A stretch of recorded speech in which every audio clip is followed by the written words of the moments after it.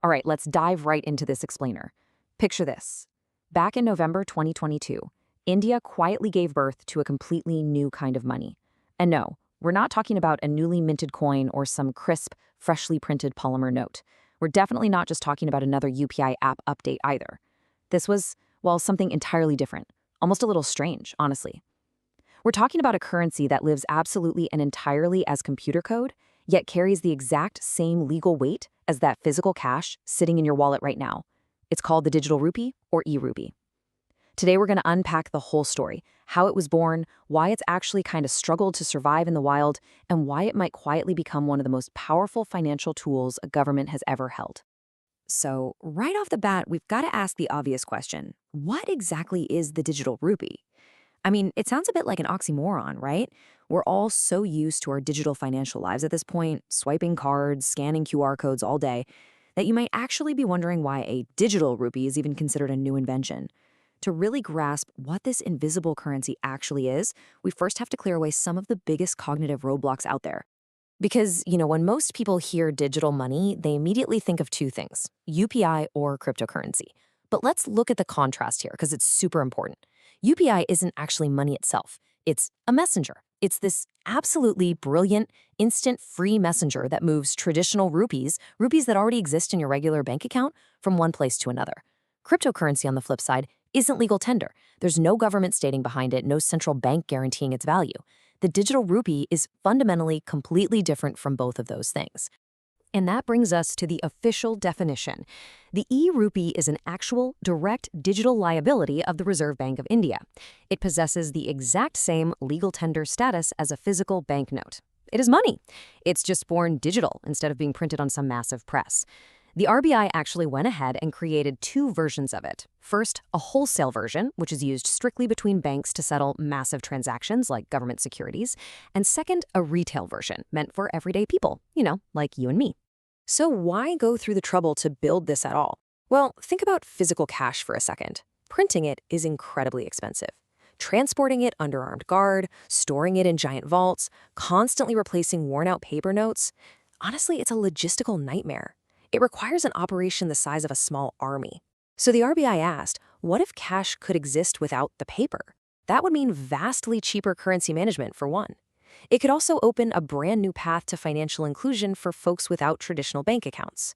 Plus, it ensures monetary sovereignty, keeping the power of money creation firmly in the hands of the state, which is huge, especially when private cryptocurrencies were threatening to become this parallel, ungoverned financial system. But do me a favor and keep that concept of programmability in your back pocket.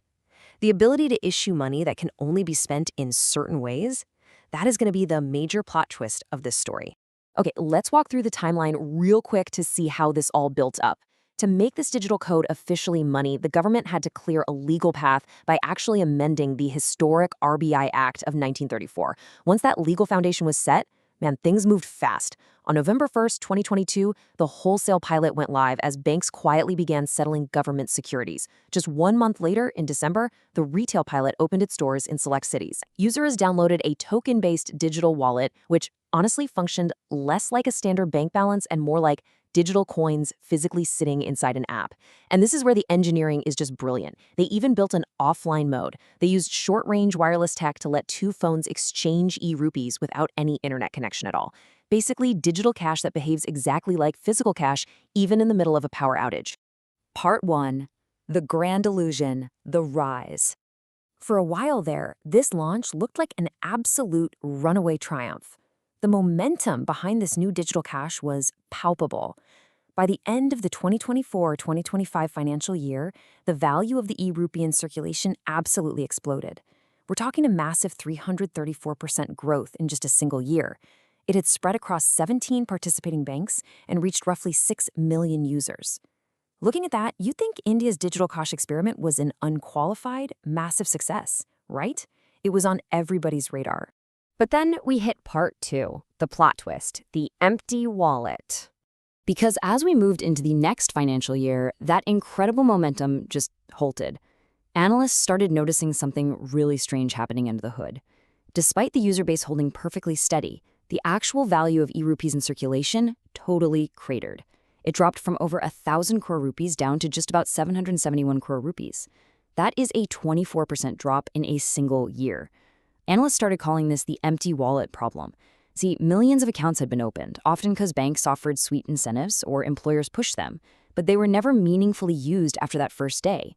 The wallets existed on millions of smartphones, sure, but the habit of actually using them, it completely failed to stick. And it's honestly incredibly easy to see why once you look at the competition. On one side, you have the e-rupee handling this microscopic fraction of retail volume. And on the other side, you have the gargantuan reality of UPI. UPI processes around $300 billion a month across more than 400 million everyday users, generating over 14 billion transactions. Next to that absolute giant, the e-rupee's retail volume wasn't even a drop in the bucket. It was barely a rounding error. Which leads us to this really uncomfortable, pivotal question, the one that started echoing through the meeting rooms of the Reserve Bank of India. If UPI already does everything people need, if it's instant, if it's free, and if it's accepted by literally every street vendor in the entire country, why would anyone bother switching to a digital rupee?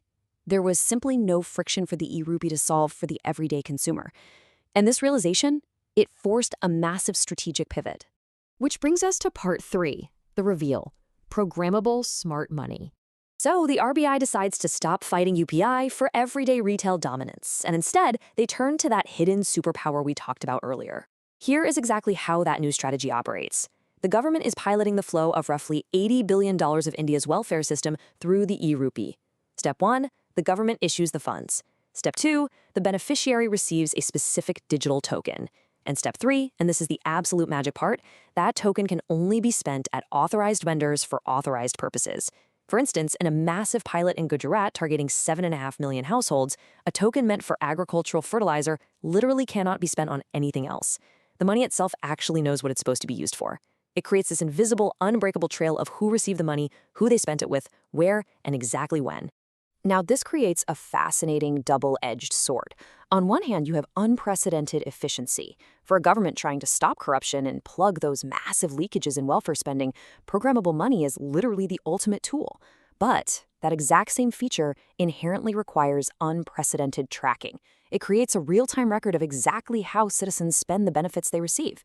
Efficiency and surveillance, at least in the context of programmable money, are simply two faces of the exact same coin. You really can't have the fraud prevention without the tracking.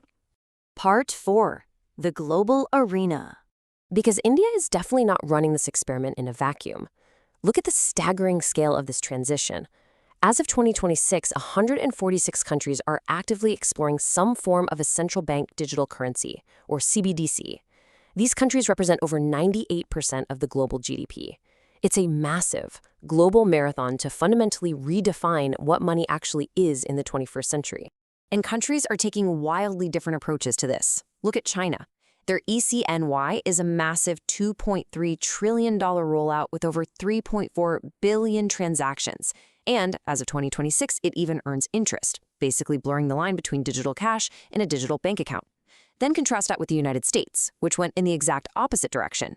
A 2025 law completely banned the Federal Reserve from issuing a retail digital dollar, meaning the U.S. is banking entirely on privately run stablecoins instead. Meanwhile, despite all the hype you hear, only 3 countries in the entire world, the Bahamas, Jamaica, and Nigeria, have actually fully launched a retail CBDC to the public. So India is running in a massive race, where almost nobody has actually crossed the finish line yet. So, what's the actual future for India's invisible money? Well, it's likely not going to be a UPI killer. Instead, its true destiny seems much quieter, yet vastly more structural. The e-rupee is perfectly poised to reshape government welfare payouts, making them hyper-efficient. It's already being used in cross-border trade pilots with countries like Singapore and the UAE. And ultimately, it's experimenting with global settlement systems that can one day offer nations an alternative to routing every single international transaction through the US dollar.